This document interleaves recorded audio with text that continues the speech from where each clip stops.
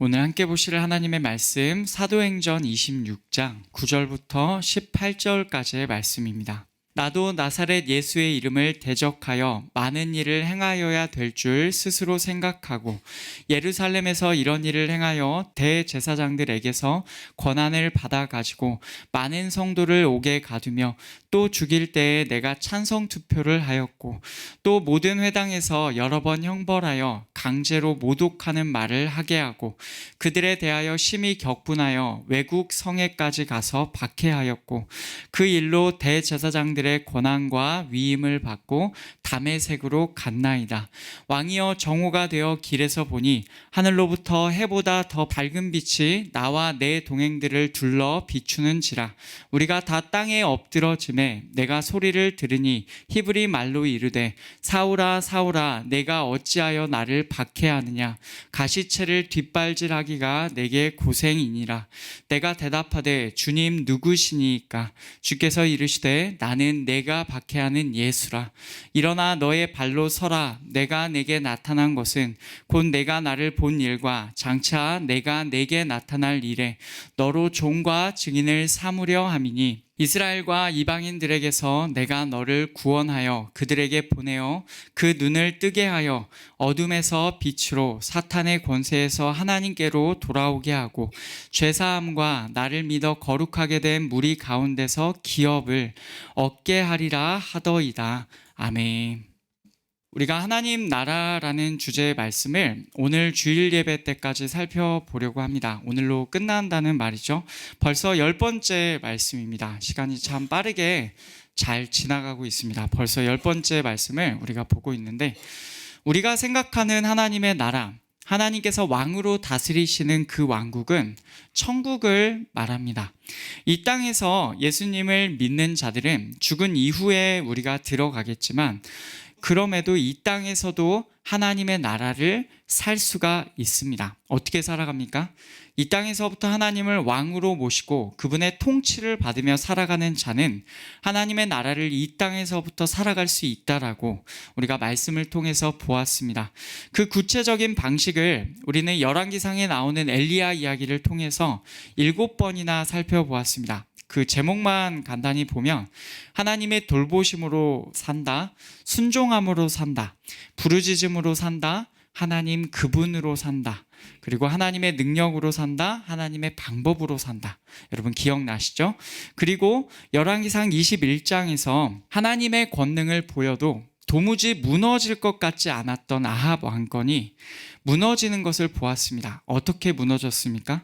하나님께 순종하는 한 사람, 죽기까지 말씀을 지킨 나봇을 통하여 그 왕권이 멸망됨이 선포됨을 우리가 보았습니다. 그래서 하나님의 나라가 이 땅에 임하는 방식은 하나님의 말씀에 죽기까지 순종하는 한 사람을 통해서 이루어진다라고 우리가 그 말씀을 지난주에 들었죠.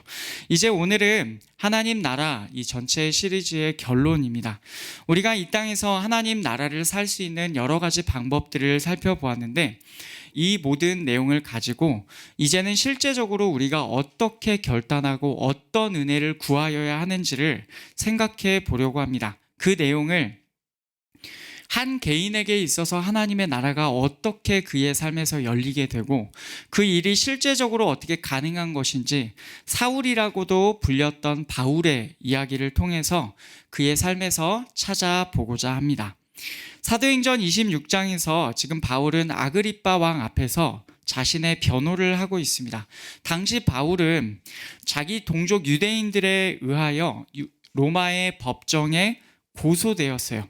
그 과정 중에 바울은 아그리빠 왕에게 자신의 처지를 설명할 수 있는 그 기회를 얻게 되었습니다. 그래서 지금 아그리빠 왕 앞에서 자기 이야기를 하고 있는 것입니다. 그 이야기를 잠시 들어보면 이렇습니다. 바울은 자기 자신을 5절에서 이렇게 설명합니다. 일찍부터 나를 알았으니 그들이 증언하려 하면 내가 우리 종교의 가장 엄한 팔을 따라 바리새인의 생활을 하였다고 할 것이라. 바울은 유대인이라면 누구든지 자기를 모를 수가 없다고 말해요. 일찍부터 그들이 나를 알았다라고 해요. 바울은 유대교의 가장 엄한 파, 바리새인의 생활을 하였다고 하죠. 그리고 그 중에서도 가장 열심을 다해서 바울은 자기가 생각하는 최고의 도인 그 길을 따라 걸었습니다. 바로 이런 사람을 유대인들이 어찌 모르겠습니까? 게다가 유명한 바리새파 학자인 가말리엘에게서 배운 자요, 하나님께 대하여 열심이 있는 사람입니다. 그냥 열심이 아니라 아주 특별한 열심이었어요. 그래서 이 바울에 의하여 많은 사람들이 죽임을 당하고 박해를 당하였습니다. 대표적으로 스데반 집사가 돌로 침을 당해 죽을 때 그 자리에 사울도 있었다라고 합니다. 사도행전 7장과 8장을 보시면 성 밖으로 내치고 돌로 칠새 증인들이 옷을 벗어 사울이라 하는 청년의 발 앞에 두니라. 8장 1절, 사울은 그가 죽임당함을 마땅히 여기더라. 여기 나오는 사울이 바로 지금 오늘 본문에서 말하는 바울입니다. 스데반뿐 아니라 사울은 많은 예수 믿는 자들을 박해했던 사람이에요. 그래서 8장 3절을 보시면 사울이 교회를 잔멸할새 각 집에 들어가 남녀를 끌어다가 목에 넘기니라.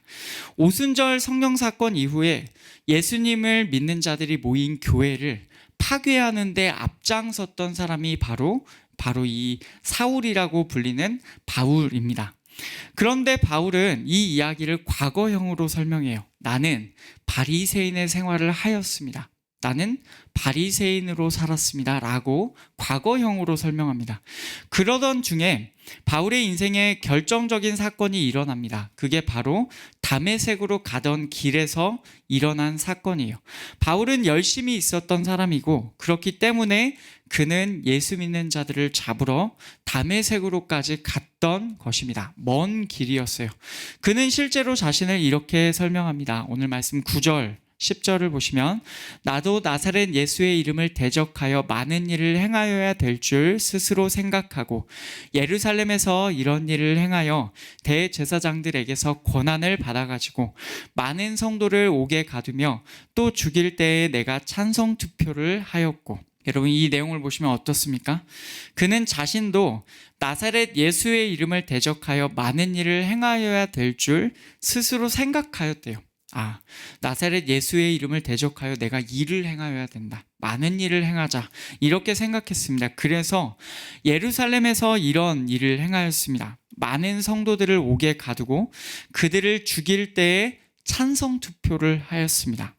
또 11절을 보시면 모든 회당에서 여러 번 형벌하여 강제로 모독하는 말을 하게 하였습니다. 신성 모독의 말을 이 바울이 하게 하였다고 강요했다는 그런 말입니다. 거기서 멈추지 않고 예수의 도를 따르는 자에게 너무 화가 나서 외국 성에까지 가서 박해하였습니다. 대제사장들은 바울에게 권한을 주고 위임을 시켜서 그 일을 하게 합니다. 굉장히 열심을 가지고 이 일을 하니까 아예 권한과 위임을 하여서 너가 이 일을 맡아서 해라 이렇게 한 거죠. 그렇게 나선 길이 어디냐면 다메섹으로 향하는 길이었습니다. 사도 바울은 당시에 일어난 일을 이렇게 설명합니다. 13절 말씀, 왕이여 정오가 되어 길에서 보니 하늘로부터 해보다 더 밝은 빛이 나와 내 동행들을 둘러 비추는지라.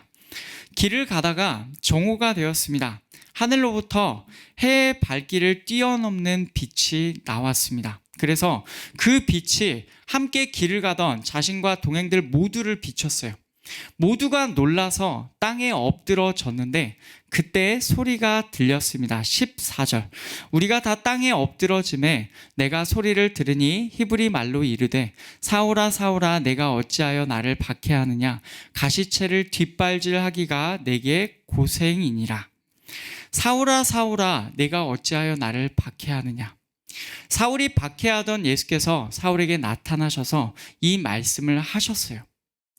가시채라는 것은요, 농사 지을 때 쓰던 도구였습니다. 소를 몰아서 쟁기질을 할 때 소를 재촉하기 위해서 가시가 달린 막대기를 사용했어요. 그것으로 소를 자극하여서 소가 제대로 일하게 만듭니다. 하지만 소는 그게 싫은 거죠. 그래서 계속해서 뒷발질로 자기를 때리는 막대기를 뒷발질로 치려고 합니다. 그 모습이 바로 가시채를 뒷발질 하는 것입니다. 일하는 손은 어떻게 하더라도 자신에게 일을 시키는 주인의 의도에서 벗어날 수가 없지요. 아무리 발길질로 가시채를 떨쳐 버리려 하더라도 의미 없는 발길질입니다. 지금 예수님께서는 사울에게 이 비유를 통해서 이렇게 말씀하고 계시는 거예요. 사울아, 내가 아무리 벗어나려고 하더라도 너는 절대로 나에게서 벗어날 수가 없다.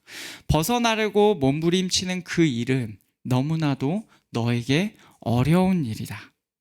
이 말을 듣는 바울이 얼마나 당황했을지가 여러분 느껴지십니까?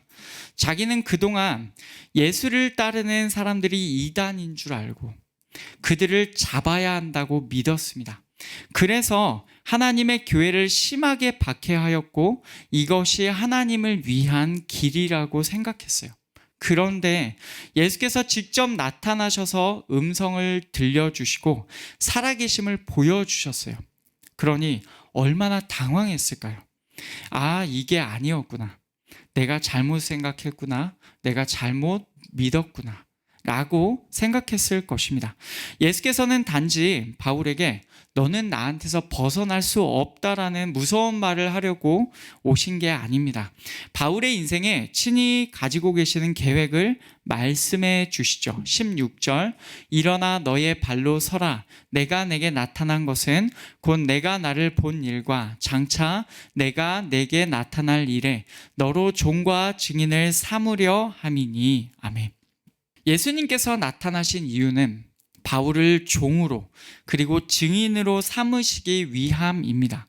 그리고 바울에게 갖고 계시는 구체적인 그림을 보여주십니다. 17절과 18절을 보시면 이스라엘과 이방인들에게서 내가 너를 구원하여 그들에게 보내어 그 눈을 뜨게 하여 어둠에서 빛으로 사탄의 권세에서 하나님께로 돌아오게 하고 죄 사함과 나를 믿어 거룩하게 된 무리 가운데서 기업을 얻게 하리라 하더이다. 일단 예수님께서 이스라엘 사람들과 이방인들에게서 바울을 구원하시는 것이 예수님의 계획이었습니다. 그리고 그 다음에 다시 그들에게 바울을 보내신다고 하세요. 그래서 그들의 눈을 뜨게 하여 어둠에서 빛으로 사탄의 권세에서 하나님께로 돌아오게 하고 죄사함을 얻게 하시고 기업을 얻게 하신다. 그렇게 말씀하십니다. 한마디로 바울을 구원시키시고 그 다음에 바울을 보내어서 그들도 구원받게 하신다는 것이죠. 바로 이 내용이 다메섹으로 가던 길에서 바울에게 일어난 사건입니다. 다메섹으로 가던 길에서 그동안 자신이 박해하던 예수님을 만났고 그분에게서 부르심을 받았습니다. 바울은 이렇게 만난 예수님을 증거하는 삶을 내가 살았을 뿐이다 라고 아그리빠 왕 앞에서 설명하고 있는 거예요. 이것이 오늘 본문의 내용입니다. 오늘 본문을 볼 때에 오늘 본문에서 사실 아주 눈에 띄는 표현이 하나 있습니다. 여러분 느끼셨는지 모르겠지만 17절 말씀을 자세히 보시면 거기에 이렇게 되어 있어요. 이스라엘과 이방인들에게서 내가 너를 구원하여 그들에게 보내요. 예수께서 바울에게 내가 너를 구원할 것이다 라고 말씀하세요. 그렇다는 말은 바울은 그 시점에서 구원을 받았다는 소리입니까? 못 받았다는 소리입니까? 아직 구원받지 못했다라는 것입니다. 아직 구원받지 못한 상태인데 내가 너를 구원하겠다. 내가 너를 그리고 다시 보내겠다. 이런 말씀을 하시는 거예요. 아직 구원받지 못했다는 거예요. 이 말이 바울에게 얼마나 또 큰 충격으로 다가왔겠습니까? 갈라디아서에서 바울은 스스로를 이렇게 소개합니다. 내가 내 동족 중 여러 영갑자보다 유대교를 지나치게 믿어 내 조상의 전통에 대하여 더욱 열심히 있었으나. 바울이 누굽니까? 앞에서도 잠깐 설명했지만 그 누구보다도 유대교를 지나치게 믿어서 조상의 전통에 더욱 열심히 있는 자였습니다. 예수를 따르는 자를 없애는 것이 하나님을 위한 길이라고 생각해서 그렇게도 교회를 핍박했던 거예요. 하나님을 위한 길이다. 예수의 도를 따르는 자를 잡는 것이 하나님의 길이다. 이렇게 생각했어요. 유대인 중에 유대인이요, 하나님의 법을 다 지켜 행하면서 남들보다 훨씬 더 열심히 있는 바리새인 중에 바리새인입니다. 당연히 하나님을 위하여, 하나님의 나라를 위하여 열심히 산다고 생각하면서 살았던 사람일 것입니다. 그런데 그런 자신을 가리켜서 하나님 앞에서 아직 구원을 받지 못했다라고 그런 말씀을 들었을 때, 그 사실을 깨달았을 때의 느낌이 어땠을까요? 여러분, 그러면 구원이란 무엇입니까? 구원. 수많은 말로 구원을 우리가 설명할 수 있겠지만, 우선 오늘 본문에서 나오는 구절의 말씀에 따르면 눈을 뜨는 것입니다. 18절 말씀, 그 눈을 뜨게 하여 어둠에서 빛으로 사탄의 권세에서 하나님께로 돌아오게 하고 죄사함과 나를 믿어 거룩하게 된 무리 가운데서 기업을 얻게 하리라 하더이다. 눈이 열리는 것이 구원의 시작입니다. 눈이 열려야 자기가 지금 어두움에 있고 사탄의 권세 아래에 있는 줄을 알 수가 있습니다. 눈이 열려야 바울처럼, 그러니까 어떤 것이 진리인지를 알 수가 있게 되고 자신이 걷는 길을 돌아보게 되는 것입니다. 그래서 죄사함을 받게 되고 나아가서 하나님의 자녀로 인정을 받고 기업을 받을 수가 있게 되는 것입니다. 우리가 최근에 살펴보고 있는 용어로 이 내용을 표현하자면, 눈이 열려야 마귀에게서 벗어나서 하나님의 통치를 받는 하나님의 나라를 살아갈 수가 있게 되는 거예요. 이렇게 눈이 열리는 것은 이 땅에서도, 장래에서도 하나님의 나라를 살아가는 데 핵심적인 사건이라고 그렇게 말을 하겠습니다. 다메섹에서 예수님을 만난 바울도 눈을 뜨는 경험을 하게 됩니다. 해보다 더 밝은 빛을 보게 된 바울은 아무것도 보이지 않았어요. 말 그대로 눈만 떴지 아무것도 볼 수가 없었습니다. 사흘 동안 보이지 않은 채로 먹지도 않고 마시지도 않았어요. 바울은 그 상황에서 어떻게 벗어났습니까? 하나님께서 환상으로 다메섹의 아나니아라고 하는 제자에게 바울을 찾아가라고 하셨어요. 아나니아가 바울을 찾아서 그 집에 들어가자 이런 일이 일어났습니다. 사도행전 9장 말씀인데, 아나니아가 떠나 그 집에 들어가서 그에게 안수하여 이르되, 형제 사울아, 주 곧 내가 오는 길에서 나타나셨던 예수께서 나를 보내어 너로 다시 보게 하시고 성령으로 충만하게 하신다 하니, 즉시 사울의 눈에서 비늘 같은 것이 벗어져 다시 보게 된지라. 일어나 세례를 받고. 아멘. 아나니아가 그에게 안수하자 바울의 눈에서 비늘 같은 것이 벗어져 다시 보게 됩니다. 그동안 바울은 눈은 뜨고 있었지만 눈에 비늘 같은 것이 쓰여져 있었던 상태임을 우리가 알 수가 있죠. 지금 비늘 같은 것이 덮여져 있어서 바울이 지금 보지 못하고 있었던 물리적인 상황이라고 우리가 생각해 볼 수가 있겠습니다.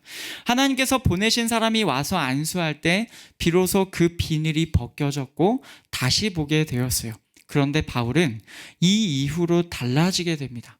우선 일어나 세례를 받아요. 그리고 이런 일을 합니다. 19절 20절, 음식을 먹음에 강건하여지니라. 사울이 다메섹에 있는 제자들과 함께 며칠 있을새 즉시로 각 회당에서 예수가 하나님의 아들이심을 전파하니. 아멘. 아나니아가 안수할 때 눈에서 비늘 같은 것이 벗겨지고 눈이 다시 보였죠. 그와 동시에 바울은 성령으로 충만하게 되어서 예수님을 하나님의 아들이라고 전파하고 다닙니다. 분명히 여기 나오는 바울은 아나니아가 말한 대로 성령으로 충만하게 된 상태입니다. 성령으로 충만하게 되지 않고서는, 성령께서 역사하시지 않고서는 예수께서 하나님의 아들이심을 저렇게 고백하고 다닐 수가 없는 것이죠. 나중에는 이 바울의 모습을 본 다메섹의 유대인들이 당황하게 됩니다. 이 사람이 왜 이러지? 지금까지 예수님을 잡으러 여기 온 거 아닌가? 라고 생각했는데 여기 와서 갑자기 예수님께서 하나님의 아들이심을 전파하고 다니니까 유대인들이 굉장히 당황합니다. 이 모습을 보면 분명히 바울은 구원받은 자입니다. 바울이 유대교에 있었을 때 다메섹에서 예수님을 만날 때까지만 해도 그는 구원받지 못했다고 직접 그렇게 얘기를 들었어요.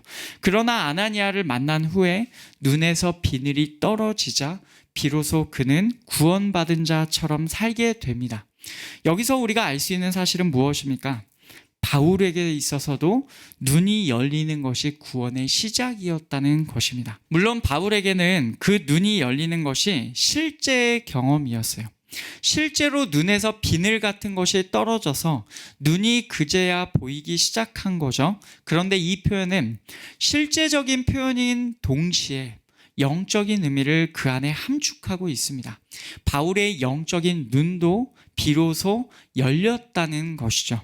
그간 비늘에 가려 있어서 눈은 뜨고 있으나 눈을 감은 것과 별반 다르지 않던 상태에서 이제는 온전히 눈이 열려서 구원이 시작되었다는 것입니다. 그 눈이 열리자 그동안 자기가 몸담았던 곳이 보입니다. 어디입니까? 어두움이었습니다. 그리고 사탄의 권세 아래였습니다. 이것을 깨달았어요. 그가 그때까지 하나님 나라를 살아가지 못했음을 비로소 알게 된 겁니다. 바울은 그것을 깨닫고 그 자리에서 떠나요. 그래서 이제는 빛으로 나아가고 하나님께로 온전히 돌아옵니다. 전에는 예수 믿는 자들을 잡으러 다메섹으로 길을 나섰지만 이제는 예수께서 그리스도 구원자이심을 증언하러 다메섹의 회당들을 찾아다닙니다.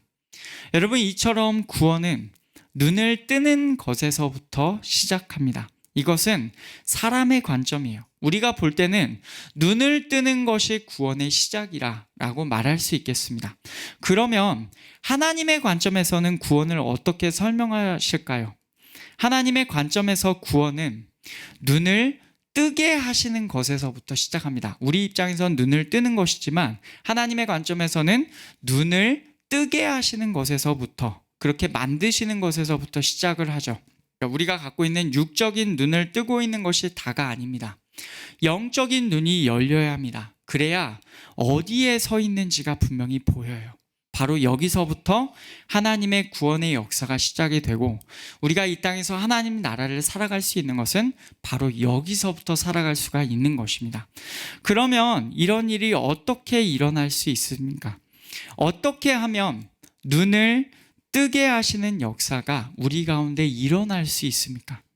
한쪽에서는요, 어떤 방법을 사용해서라도 우리의 눈을 감기려고 만듭니다. 어두움, 사탄의 권세는 어떤 방법을 사용해서라도 우리의 눈을 감기려고 만들어요. 다른 한쪽에서는 우리의 눈을 뜨게 하려고 만듭니다. 하나님의 역사죠. 빛이죠. 이것은 마치 줄다리기와 같다고 생각이 듭니다. 줄다리기 할 때 그 경기의 승패는 어떻게 가려집니까? 줄의 중앙에 표시를 해두고 그 표시를 기준으로 삼아서 어느 쪽으로 더 끌려가는지를 보는 거죠. 시간이 지났을 때 어느 쪽으로 더 끌려가는지를 보는 겁니다. 압도적으로 한쪽으로 쏠려서 승패가 결정되는 경우도 있지만 약간 한쪽으로 쏠린 채로 혹은 이리로 넘어갔다 저리로 넘어갔다 하면서 정해진 시간이 다 되어서 승패가 결정될 때도 있습니다. 더 힘이 강한 쪽으로 줄의 기준 표시가 향하게 되는 것이죠. 더 강한 힘으로 당겼으나 줄이 반대편으로 넘어가는 경우는 없습니다. 만약 우리 편이 졌다는 것은 우리 편의 전체 힘이 상대편의 전체 힘보다 부족했다는 말이에요. 그래서 우리가 끌려갔다는 말입니다. 하나님의 구원을 마치 줄다리기로 비유해 볼 수가 있겠다는 생각이 듭니다. 우리의 줄은 어두움의 방향으로, 사탄의 방향으로 끌려가고 있었어요. 끝없이 계속해서 어두움의 방향, 사탄의 권세의 방향으로 우리는 끌려가고 있었습니다. 시간이 지날수록 절망으로 가득 찼고 어두움으로 가득 찼고 마귀의 권세로 가득 찼었어요. 사탄과 귀신들은 끊임없이 우리의 줄을 어두움으로 잡아 당기고 있었습니다. 그러던 중에 예수께서 사탄의 반대편에 등장하기로 마음을 먹어주셨습니다. 예수께서 등장하셔서 어떻게 하십니까? 우리의 줄을 잡아주셨고 그 줄을 잡아당기십니다. 어느 정도 힘이 비슷하다면 서로 우열을 가리기 힘든 박빙의 싸움이 될 텐데 이것은 너무나도 압도적인 승부입니다. 예수께서 그 줄을 잡아주시자마자 우리의 줄이 그 즉시 하나님의 방향으로 끌려가기 시작합니다. 사탄이 귀신들이 아무리 많이 달려들어서 그 줄을 잡아당길지라도 힘의 차이가 너무나도 압도적입니다. 그 흐름을 그 악한 세력들은 뒤집을 수가 없습니다. 여러분, 이것이 바로 하나님의 구원입니다. 예수께서 끝없는 어두움으로, 끝없는 사탄의 권세로 치닫던 바울의 삶에 개입해 주셨어요.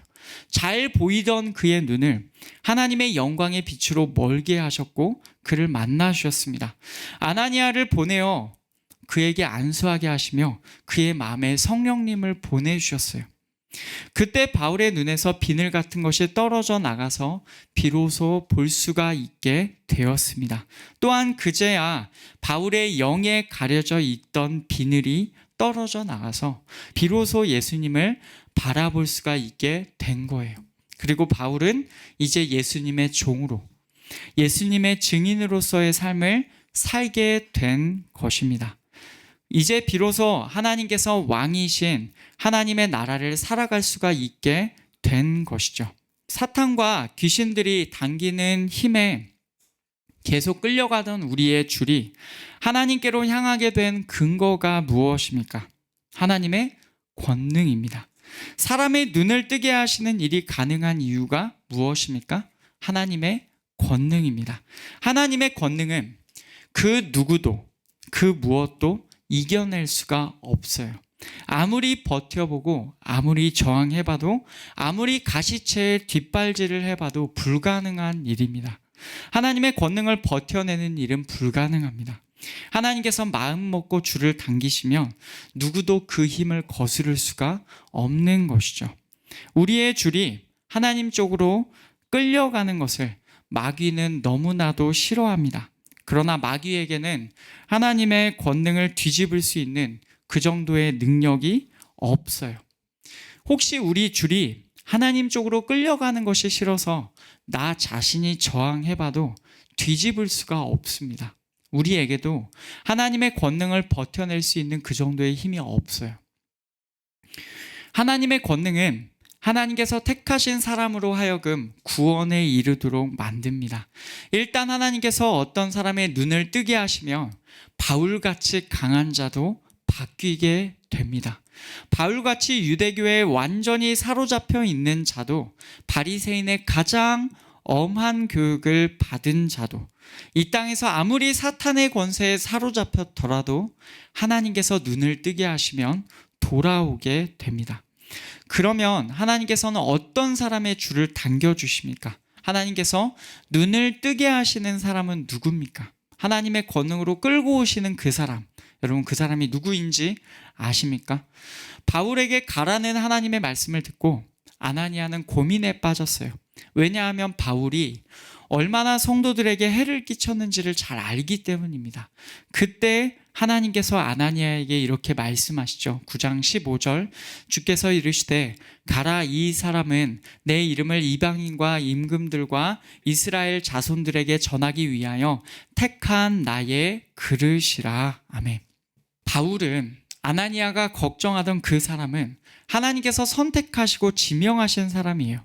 그저 하나님께서 원하시는 사람이었고 하나님께서 선택하신 사람이었습니다. 하나님께서 눈을 뜨게 하시는 사람은 하나님께서 선택하신 사람입니다. 하나님께서 창세전에 선택하셨고 때가 되자 성령님을 보내주셔서 그 사람의 눈을 뜨게 하시고 그때 눈이 열려서 그 사람에게서 구원의 역사가 시작이 된다는 말입니다. 매였던 곳에서 노임을 받게 되고 온전히 하나님의 권능 아래로 들어오게 되는 거예요. 여러분, 우리가 지금 이 시간에 여기 앉아 있는 이유도 바로 이 하나님의 권능 때문이 아닙니까? 그 누가 하나님의 권능에서 벗어날 수 있겠습니까? 저는 우리가 오늘 이 자리에 앉아 있다는 것이 하나님의 권능 때문이라고 그렇게 믿습니다. 하나님의 권능으로 하나님께서 우리를 오늘도 지금도 하나님 쪽으로 끌어당기고 계세요. 이 문제는 저항할 수 있고 없고의 문제가 아니라 내가 받아들이냐 아니면 인정하지 않느냐의 문제입니다. 이 하나님의 권능에 바울은 이렇게 반응하였습니다. 19절 아그리빠 왕이여 그러므로 하늘에서 보이신 것을 내가 거스르지 아니하고, 바울은 하늘에서 보이신 것에 거스르지 않았다고 말합니다. 다시 말하면 하나님께서 눈을 열어 보여주신 하나님의 계획에, 하나님께서 보여주신 비전에 불순종하지 않았다는 것이요. 우리에게는 이런 태도가 필요합니다. 하나님의 권능이 임할 때, 하나님께서 나의 눈을 열어주실 때, 하나님께서 나를 하나님께로 잡아당기실 때 저항하지 말고 온전히 나 자신을 하나님의 계획에 맡겨드리고 순종하는 자세이죠. 바로 이런 자세가 우리에게 필요합니다. 다시 말하면 나봇이 죽기까지 하나님의 말씀을 지키며 순종하였듯이 우리도 그렇게 하나님의 말씀 앞에, 하나님의 권능 앞에 순종하는 자로 서 있어야 한다는 것입니다. 여러분, 그렇게 이 땅에서부터 하나님께서 통치하시는 하나님 나라를 살아갈 수 있기를 축복합니다. 예수께서 귀신을 내쫓으셨을 때 이미 이 땅에 하나님 나라가 임하였습니다. 여러분, 그 나라는 하나님께서 통치하시는 나라입니다. 사탄의 권세가 더 이상 그 사람을 온전히 억누르지 못하는 나라입니다. 정말로 하나님의 통치가 그 사람 위에 거하는 그런 나라입니다. 여러분, 그 삶으로 예수께서 이미 우리를 부르고 계십니다. 여러분, 그 앞에서 우리의 눈을 열어주시는 예수님 앞에서 적극적으로 하나님의 권능 앞에 순종함으로 나아가는 우리 모두가 되기를 간절히 소원합니다. 말씀을 맺겠습니다. 우리의 눈은 지금 열려 있습니까? 우리는 지금 눈 뜨고 계십니까? 우리가 지금 서 있는 곳은 여러분 어디입니까? 우리의 줄의 기준 표시가 지금 위치하고 있는 곳은 어디입니까? 빛 쪽입니까? 아니면 어두움 쪽입니까? 하나님께서 우리를 선택해 주셨어요. 우리를 향한 특별한 계획을 위하여 우리를 선택해 주셨습니다. 그렇기 때문에 하나님께서 우리의 눈들을 열어주셨고 지금도 열어주시기를 원하신다고 저는 그렇게 믿습니다. 하나님께서 우리 인생에 개입하셔서 하나님의 권능으로 우리를 잡아당기시며 이 땅에서부터 하나님 나라를 살아가도록 우리를 초청하실 때 여러분 이렇게 고백하기를 원합니다. 네, 주님 그렇게 해 주십시오. 제 삶에 역사하여 주십시오. 여러분, 이것이 우리에게 필요한 자세입니다. 그렇게 하나님의 통치에 우리의 삶을 맡기고 우리의 눈이 열려서 이 땅에서부터 사탄의 권세에서 하나님께로 옮겨지게 되는 바로 그 하나님의 나라를 이 땅에서부터 사는 우리 모두가 되기를 축복합니다. 하나님께서 이 시간 그렇게 고백하는 우리 한걸음교회 모든 성도들에게 그 일을 행하여 주시리라 저는 그렇게 믿습니다.